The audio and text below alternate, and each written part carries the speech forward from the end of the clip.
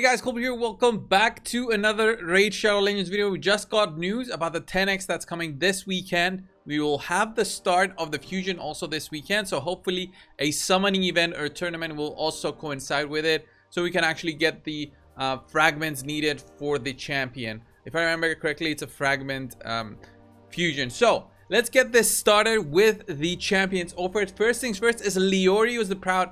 I really think this 10x is going to be big for everyone. It's all Nukers. So Lior is the proud is the first one. We'll have a look at his kit very quickly. He's known for being an amazing nuker, and I really want Lior. Honestly, if I could get Lior, I would be so happy. He's the only one that I'm really hoping for, but I'm also hoping for one of the epics right here. If you are close to a pity pull, I think it's a time to pull. I have 27 sacred shards, which I might open up to get the epic offered during this 10x, which is crazy. I never thought of opening sacreds to get a specific epic, but I hope I can get it actually, and this might be the day that I do. So Lyra is the proud, very solid nuker, very strong with his big AoE here. This second AoE makes him very unique in terms of being a nuker and used everywhere, honestly, because of the stun, free sleep, provoke, fear, true fear, petrification, immunity that he has when the skill is not on a cooldown, plus the passive, which is an unkillable buff, plus 100% damage boost when he drops to 1% HP. It's insane. It's insane, the kit that this guy has, and I wish I had him in my collection of champions. I'm actually close to pity on void shards, but I pretty much have 0 void shards. So it's gonna be a question of if I'll be summoning my shards for this guy, or if I'll just open the secrets that I've been storing since forever. Next things up is the everyone's favorite nuker, Trunda. She's very good for the Hydra clan boss. If you've seen her, she's amazing as a nuker for the arena. You guys know how good this A3 skill is. A2 is an amazing nuke everywhere else based on the HP of the enemy, and she can also be used in various spider teams because of the fact that she can actually apply an HP burn on enemies under a stun debuff. So that's pretty cool if you don't have a way to apply HP burn as an AoE to enemies. But most people out there use her as a nuker champion. Immunity set, savage set, all that stuff is used on Trunda, and she's the #1 most wanted, and I believe many people will be summoning to specifically get copies of Trunda to make a plus for Trunda. That's what I think. Next up, we've got a cadrephone, another very solid defensive nuker. I would say he's not used as an offensive nuker in arena much. I haven't seen him being used anywhere other than arena and tag arena. He's a very solid defense champion because he has this specific skill where he gets a boost to his damage by 40% and a boost to his tankiness. He receives 4% less damage when a veil or perfect veil buff is on yourself. Okay, so you put that guy in with something like a Duchess or anything that provides a perfect veil on its own as a champion, and this guy becomes great. He has a very strong A1 skill, so he's very strong against warlords. He can actually go in there because his A2 is locked up. He doesn't care. He still goes in there for the big burst with his A1 skill, and he can actually do a double hit if the target is under any buff. So very strong against warlords as a way to protect the team. By having this guy, he counters with the specific mastery over in the defense tree, the retribution mastery. He goes in there, he attacks with the A1. Very strong cadrephone. I would be happy with any of these so far if I got them on any account that's not really end game.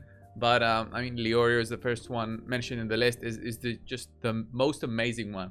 Next up, we've got Biggun.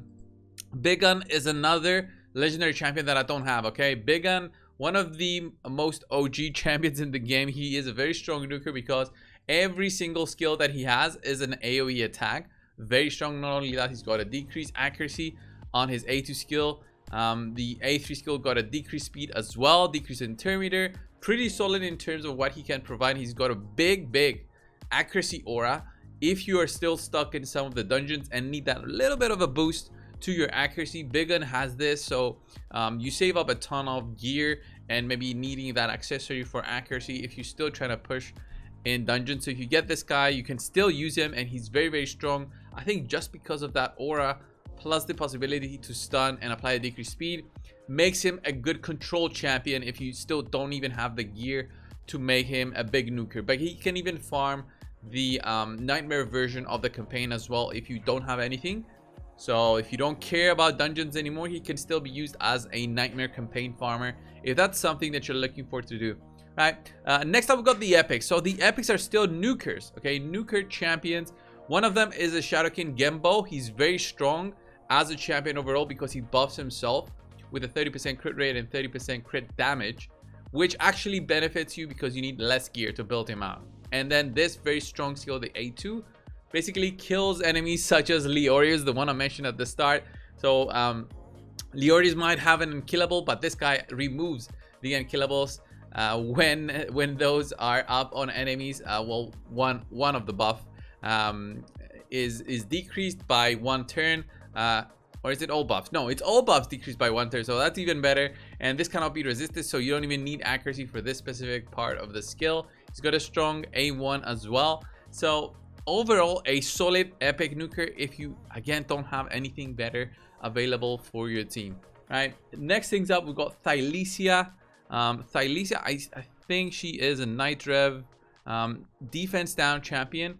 Okay, decreased defense debuff for 2 turns on and 100% chance to do that. It's still good to have a champion like this. You don't need the books if you do manage to get her, so there's no need for an investment. She also increases the duration of all debuffs on the A2. The A1 has a debuff spread, but you need to have a hex on the enemies to do the spread. And then the passive when attacking enemies under decreased defense debuffs has a 50% chance to place the hex. So it's still solid in terms of applying a hex. But the bad thing is that she doesn't provide anything more than that in her kit, so I wouldn't really use her. I don't know how much good of a nuker she is, but compared to everyone else, I think she is not as good, obviously, in terms of the epics.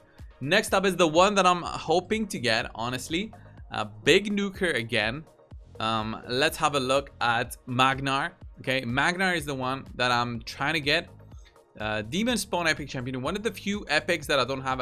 You see the icon there, it shows that I do have him, but I don't. He was used as a fusion champion, and this skill, guys, is a double hitting skill, big damage coming in from an HP based epic champion. Definitely go for the epics if you can, because if you get this guy, your ability to get nukes down is gonna be even quicker with this guy. Solid in max health teams with high HP over the whole board there. You can actually use him in there for the double hit.